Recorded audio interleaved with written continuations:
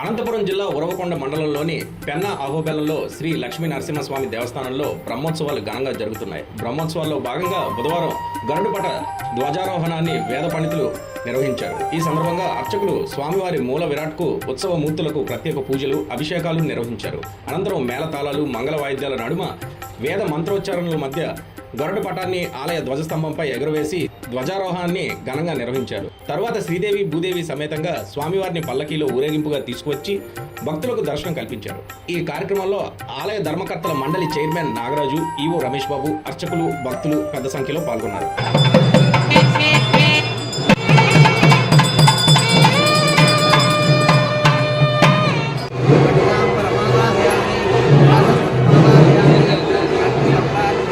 శామ్యంతు ఘోరాణి శామ్యంతు పాపాని శామ్యంతు హితయః శుభాని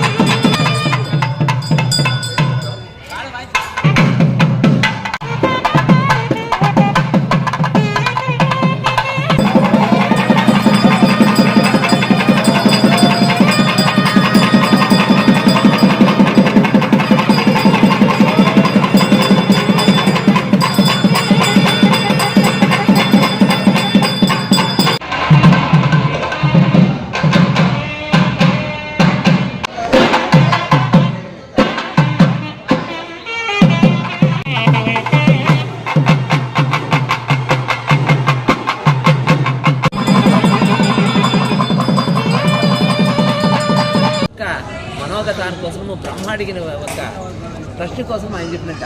సరే ఉత్సవాలు చేస్తారు, ఏం ఉత్సవాలు చేస్తారని